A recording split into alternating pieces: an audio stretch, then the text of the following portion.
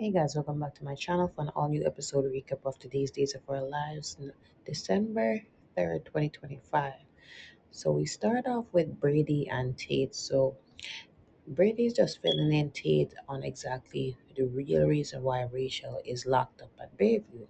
So he explains to him, Rachel was the one behind EJ's shooting and also behind Sarah's poisoning, right? So he is wondering what is her real motive, like was it intentional? So Brady tries to cover for her and say that it's not really intentional, it's really just because of her emotional impulses and that hasn't been fully developed at her age. So again, he's making excuses and he's wondering where he went wrong and blah blah blah. And Tate is just sorry that it's affecting him a lot. And he just tells Tate to just keep it on the down low, don't tell nobody else, and ensure that it just stays between them. So he said he won't tell anybody, including Holly. Leah also paid his good friend Dr. Marlena Evans a good visit, and he brought along some coloring books just to ease her mind of being in there, and she welcomed the idea. So he also said to her that, okay, me and Javier engaged, and I would like for you to be the officiant. And she definitely welcomed the idea because she knows how hard Leo has worked, and him and Javi seem to be a right fit. So Marlena also confides in him briefly that there's a slight upset in the family, and Leo thinks it's because of her illness, but she said no, it's really because of something that I did. So he said that even though you didn't give me the specifics, don't be so hard on yourself, right? So it was a nice scene between the two of them. They have very good chemistry, and it's nice to see that they developed a friendship throughout, his treatment as well, right? I'm trying to remember exactly what else they spoke about. Just really catching up that they are going to watch the drag race after she gets out of the hospital, which I definitely enjoyed that scene when it came on, months ago, and they were laughing and having fun with it, right? Now, Kate paid Maggie a visit, and it wasn't to find out what's going on with Sarah and her illness or her reaction, right? So it's Kate is just there for business because, again, she came there to find out that Maggie is actually trying to put up where Philip grew up as collateral in case Titan goes under. So Maggie said, what else should I do? So Kate tells her point blank, and Kate is a realist. So Kate said, okay, you're too weak, basically. You need to be more ruthless. You need to fire some people. She said, I don't imagine laying off people around the holidays. It's just not like me. So she said, look, and that is why Titan is going on. They have to make some very, serious executive decisions. So she said, why not go poach over the mirror and get some of them people that are in the divisions, have them work for Titan because a lot of them are not happy with the fact that Tio is now the figurehead, the CEO of the mayor, now that Tony is also MIA. It is hard for them to really confide or believe in Tio as the person that's going to lead them in this division or in this company. So she is suggesting to Maggie that she does that, but Maggie says she doesn't feel comfortable to go over to the mirror and it's going to look a type of way because Tony already knows about Philip's deception, with the whole will and, the letter coming out fraudulent. So Kate said, okay, don't say I didn't warn you, right? So Maggie said, just stay in your lane. And, Kate said, okay, no problem. I definitely will stay in my lane, which is, the publishing, because she did suggest to Maggie that, maybe they can turn it around also with the publishing and Stephanie's book tour, but, they need to do stronger measures, right? Because it's definitely dire situations. And Victor really loved this house. And Maggie knows that, but Maggie's just going to do what she feels is best. But I think she should take the suggestion from Kate because Kate has done business with Demira and Wilhelmina, Basic Black before. She's a strict businesswoman. So I think Maggie could learn a thing or two from Kate. What do you guys think? So Sophia, to no surprise, she can talk.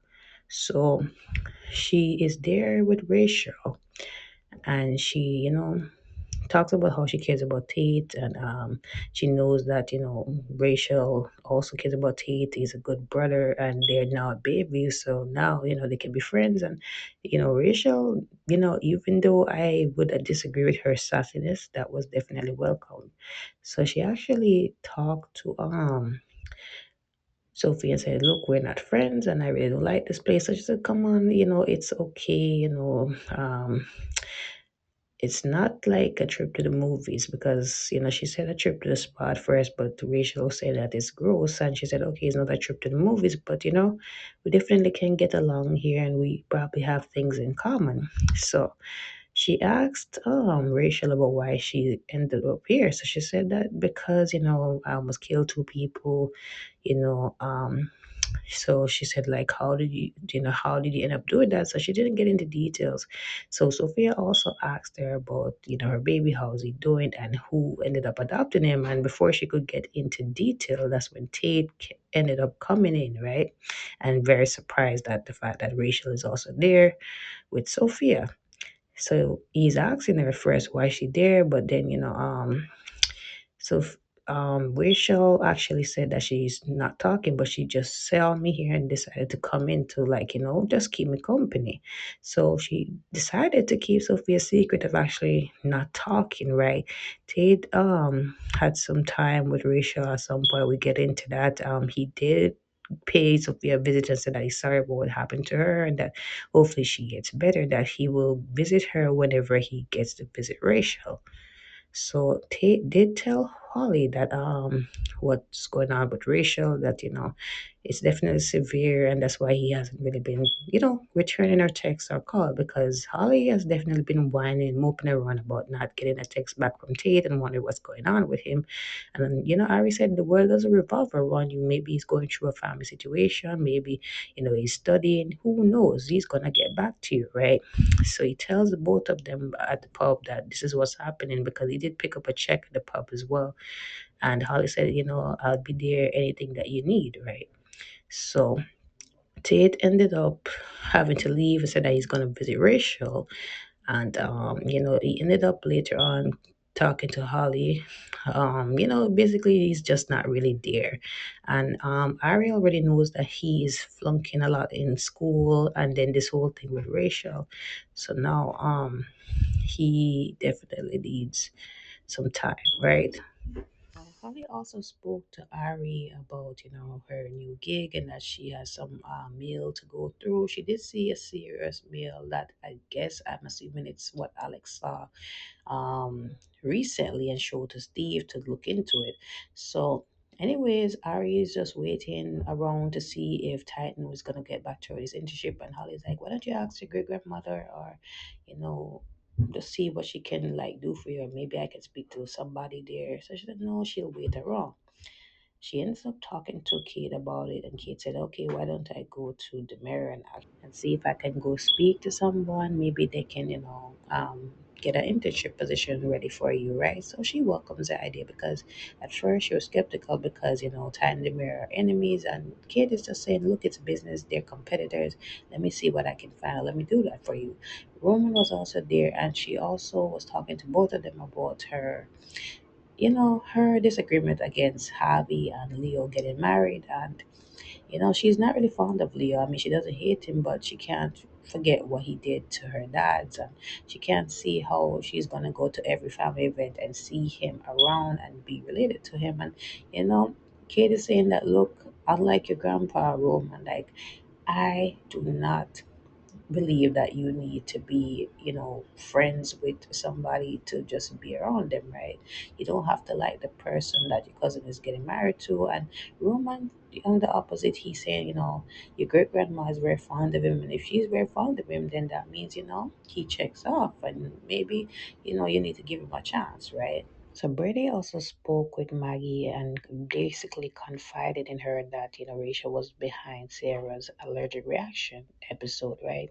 So he says to her that he's really sorry, it's his fault. And she said, why would Rachel intentionally do that? And he said he really can't get into specifics of it, but she's now at Bayview receiving treatment, and he feels even bad because, the person that knew about Rachel's behavior did not confide in him, and he feels bad about it. And he tells Maggie that it's Marlena and he cannot fathom being in the same house as her. He wants to move out, and he's gonna look somewhere else because he can't really be comfortable around her knowing that she withheld anything that could have helped Rachel not being in baby and suffering. And I'm saying again, Marlena was not the one that caused these things. How was she supposed to know that this was going to happen? Like, at the end of the day, you have to take some responsibility as a father, and you can't put this all on Marlena, right? Yes, be upset that Marlena didn't tell you that she shot EG and what happened with Kristen, but like it wasn't initially her doing. Like Kristen told her not to really say nothing as well, right? But he doesn't want to listen. So Maggie did tell him that he can come back into the Kiriakis mansion. It's always his home, and he said that he's moving in with the pet snake and everything. So um, he's happy to come in. Of course, it's on a temporary basis, but he is comfortable with the idea because he doesn't want to really deal with Marlena at all. But I'm just tired of him and his whining behavior, honestly, because he honestly is just pointing fingers and not taking a lot more responsibility than he should be, honestly. I remember Tate actually went to visit Rachel, and he's just checking in with her, really. Um, and Rachel was explaining to Tate that, okay, Sophia cannot talk still. She just wanted to come around, as I said earlier, and she wants to go home. She's not really liking the environment. And Tate is just saying that, look, I am here any way you need me.